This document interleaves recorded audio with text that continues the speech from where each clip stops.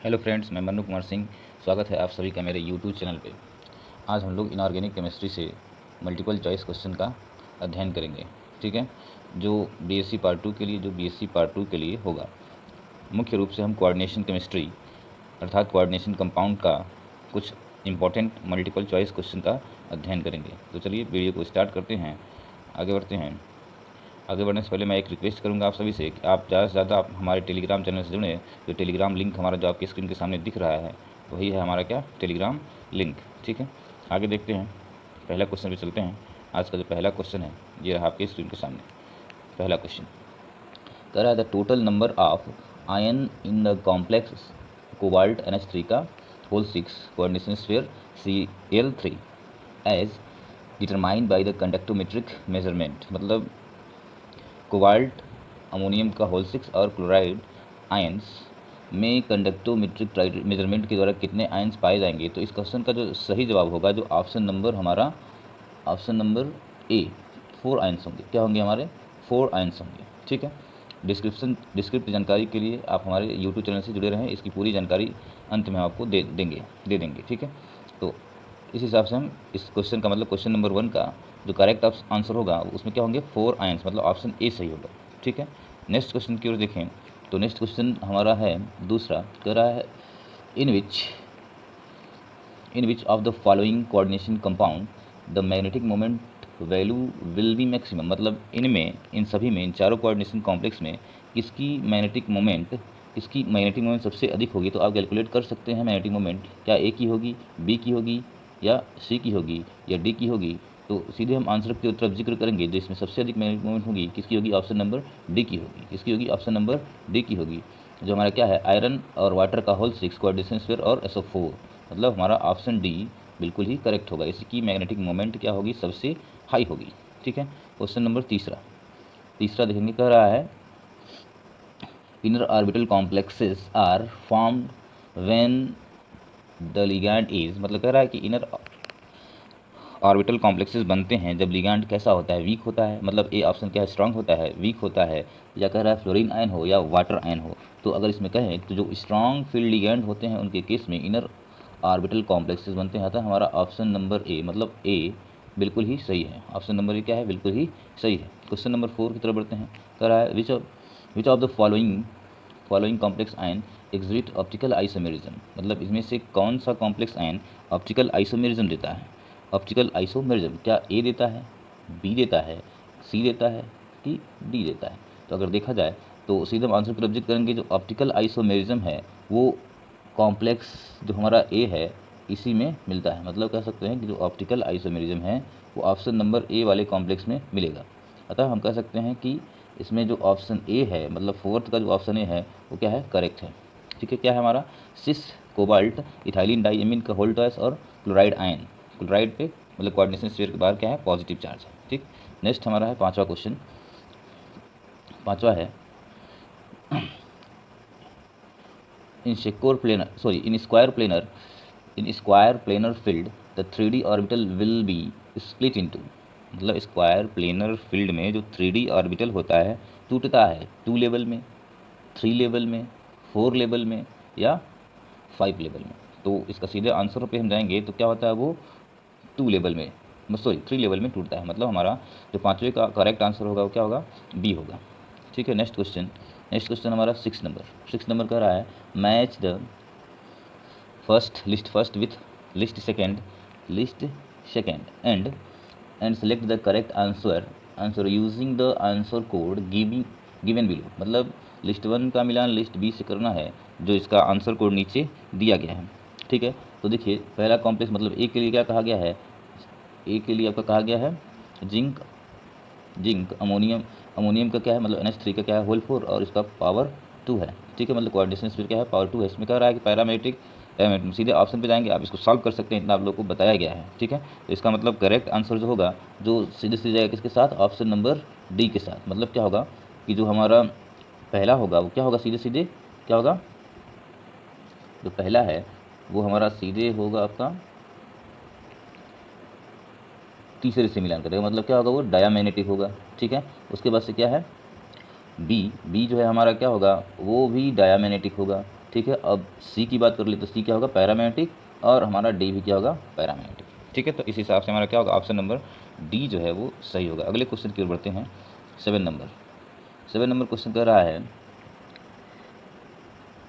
A completely field D10 orbital is, मतलब जो completely field D10 orbital होता है वो क्या होता है, कम्प्लीटली फिल्ड D10 ऑर्बिटल जो होता है वो स्फेरिकली सिमेट्रिकल होता है, या ऑक्टाहेड्रली सिमेट्रिकल होता है, या टेट्राहेड्रली सिमेट्रिकल होता है, या SAP depend on the atoms. मतलब ये चारों ऑप्शन में से अगर हम आपसे पहले ही बता चुके हैं, समय के अभाव से हम क्या कर रहे हैं, सीधे करेक्ट आंसर की तरफ जिक्र कर रहे हैं। इसमें जो ऑप्शन सी होगा बिल्कुल ही करेक्ट आंसर होगा। मतलब 7 नंबर का क्या होगा, 7 नंबर का क्वेश्चन नंबर 7 का सी इज़ अ राइट आंसर। ठीक है, मतलब टेट्राहेड्रली सिमेट्रिकल होता है। ठीक है, नेक्स्ट क्वेश्चन हमारा 8 की ओर बढ़ते हैं। 8 में कह रहा है the metal which does not form polynuclear carbonyls, मतलब ऐसा मेटल जो पॉलीन्यूक्लियर कार्बोनिल्स नहीं बनाता है। तो मैक्सिमम बच्चों को ये क्लास में बताया गया होगा कि जो हमारा क्या है, क्रोमियम है, क्या है, क्रोमियम है। मतलब ऑप्शन नंबर सी जो दिया गया है वो पॉलीन्यूक्लियर कार्बोनिल नहीं बनाता है। बाकी के सभी एलिमेंट्स जो कोबाल्ट आयरन हैं वो क्या बनाते हैं, पॉलीन्यूक्लियर कार्बोनिल्स बनाते हैं। मतलब हमारा क्या होगा, क्वेश्चन नंबर 8 का option C is a right answer. ठीक है, नेक्स्ट क्वेश्चन की ओर आगे बढ़ते हैं। नेक्स्ट क्वेश्चन हमारा है 10वां, कह रहा है which one out of C R पे 3 एम एन पे सी आर पे 3+, एम एन पे 2+, एन आई पे 2+ एंड सी यू पे 2+ आयन डायामैग्नेटिक। ठीक है, तो इसमें जो सीधे करेक्ट आंसर होगा उसकी ओर हम बढ़ेंगे। तो 10वें नंबर क्वेश्चन का देखा जाए तो कॉपर पे 1+ में अगर देखा जाए तो जैसे कॉपर क्या होता है हमारा, 29 होता है ना एटॉमिक नंबर, तो एटॉमिक नंबर के दृष्टिकोण से देखें तो एक कम हो जाएगा और सीधे इसका क्या हो जाएगा, 3D 9 ही रहेगा एक्सेप्शन के केस में। ठीक है, और इस हिसाब से इसका देखें तो यह इसमें कोई भी अनपेयर्ड इलेक्ट्रॉन नहीं बचे, 8 हो जाएगा, और कोई 3D9 से 3D9 से एक इलेक्ट्रॉन निकल जाएगा तो क्या हो जाएगा, सीधे 3D8 हो जाएगा, और इसमें अनपेयर्ड इलेक्ट्रॉन नहीं बचेंगे। और क्या होगा, हमारा जो कॉपर है, मतलब ऑप्शन ए है, कॉपर पे +1, ये क्या होगा, सही होगा। ठीक है, नेक्स्ट क्वेश्चन की ओर बढ़ते हैं। Match the list first with list second, मतलब इसमें क्या करना है, क्वेश्चन कर रहा है कि लिस्ट सेकेंड और करेक्ट आंसर के साथ यूजिंग आंसर कोड में आपको बताना है, मतलब मिलान करना है लिस्ट 1 और लिस्ट बी से। लिस्ट 1 और बी से मिलान करेंगे तो हमारा जो करेक्ट आंसर आएगा इसमें सीधे हम आंसर प्रोजीड करेंगे, वो क्या होगा, हमारा option number A is a right answer होगा। ठीक है, इसमें मतलब कहा जाए तो दिया गया है सेंट्रल मेटल एटम, मतलब EAN रूल दिया गया है, इफेक्टिव एटॉमिक नंबर इसका निकालना है। तो आप इफेक्टिव एटॉमिक नंबर इन सभी आयंस का निकाल सकते हैं। जैसे कहा गया है, मतलब क्या होगा, पहले के लिए इफेक्टिव एटॉमिक नंबर हमारा कितना निकलेगा, 36 निकलेगा, मतलब EAN रूल फॉलो करेगा। दूसरे के लिए कितना निकलेगा, दूसरे के लिए हमारा कितना निकलेगा भाई, 35 निकलेगा, मतलब ये नहीं करेगा। और सी के लिए देखा जाए तो कितना निकलेगा, 37 निकलेगा, और डी के लिए कितना निकलेगा, 38 निकलेगा। ठीक, तो नेक्स्ट क्वेश्चन हमारा, next question, the coordination of the cobalt in the complex COEN into NH3 का होल 4 कोऑर्डिनेशन फिर Cl3 इस, मतलब इस कॉम्प्लेक्स में दिए गए कॉम्प्लेक्स आयन में कोबाल्ट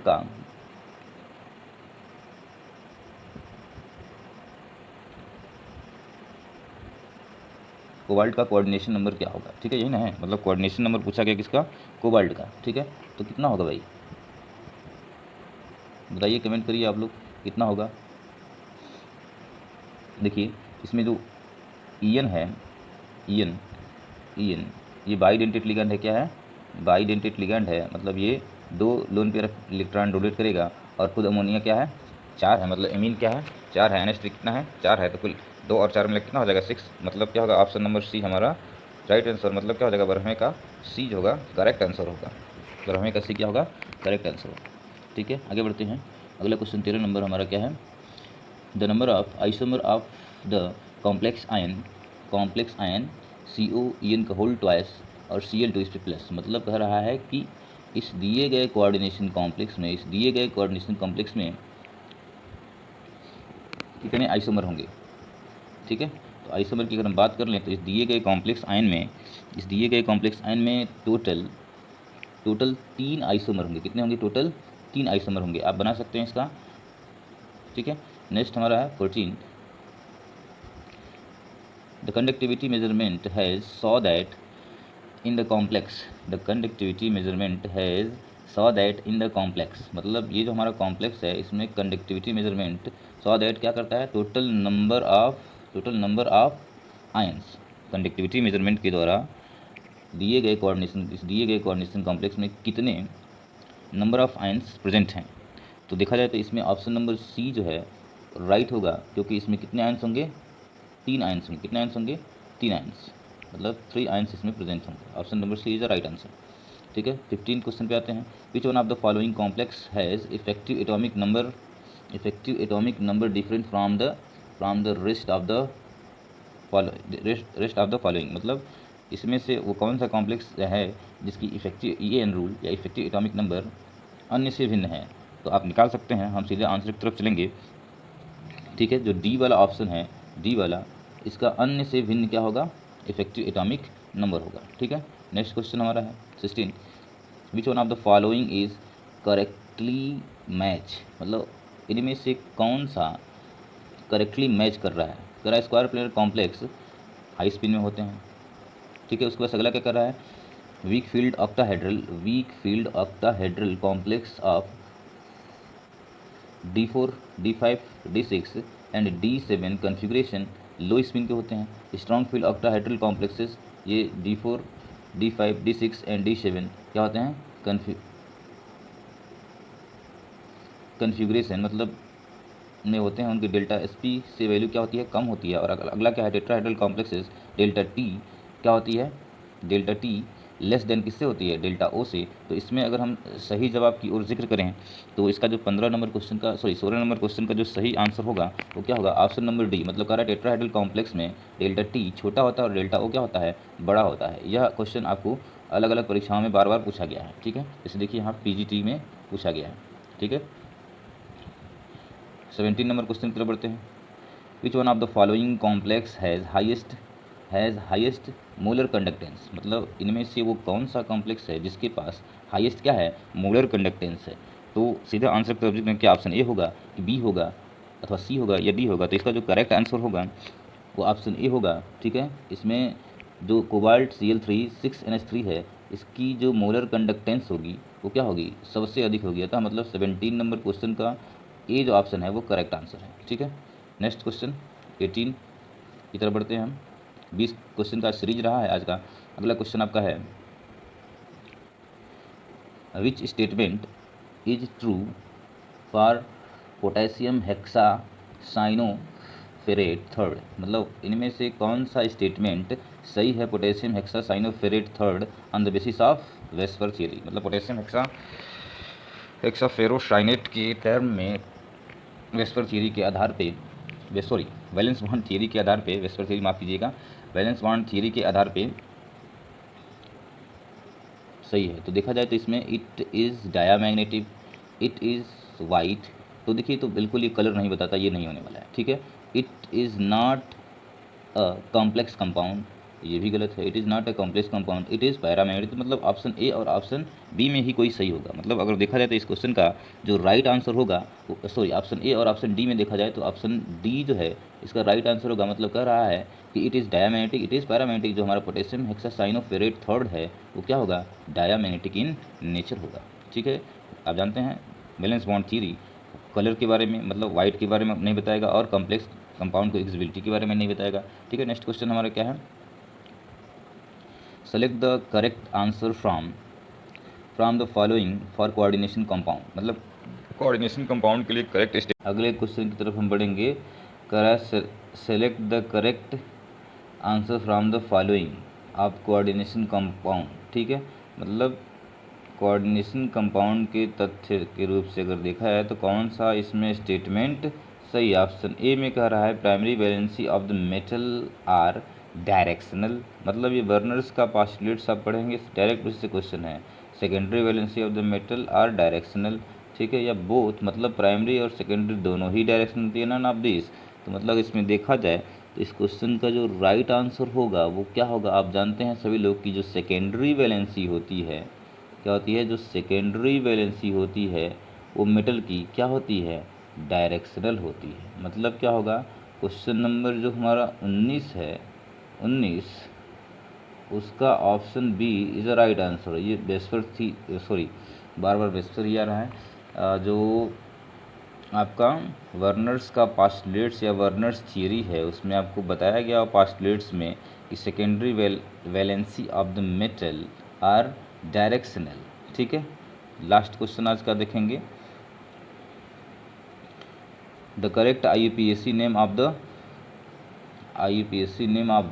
PTCl2 NH3 का होल ट्वाइस Br2 इज़। मतलब इसमें करेक्ट आप लोग आसानी से बता सकते हैं, बहुत ही इजी होता है IUPAC नेम। तो अगर हम इसका सीधे आंसर की तरफ जिक्र करेंगे तो क्या होगा हमारा? इसका जो ऑप्शन नंबर बी होगा वो क्या होगा? राइट आंसर होगा। ऑप्शन नंबर बी देख लीजिए क्या कर रहा है? डाईक्लोरो डाईएमीन, ठीक, डाईक्लोरो डाईएमीन प्लेटिनम सेकेंड ब्रोमाइड, क्योंकि इसमें इसका क्या होगा? जो ऑक्सीडेशन स्टेट होगा वो क्या होगा? सेकेंड होगा। इसीलिए क्या है? डाईक्लोरो, क्या है? Dichloro diamine platinate second bromide. ठीक, तो आप क्या करें? चैनल को ज़्यादा से ज़्यादा सब्सक्राइब करें, अपने दोस्तों में शेयर करें। ठीक है, और आप सीधे YouTube पे सर्च कर सकते हैं मन्नू सिंह केमिस्ट्री, तो हमें पा जाएंगे। अपने दोस्तों में बताएं। अगर कोई तकलीफ़ हो, कोई क्वेश्चन पूछना हो तो हमें आप मेल भी कर सकते हैं, ये हमारा मेल है। ठीक है, थैंक्स फॉर वॉचिंग।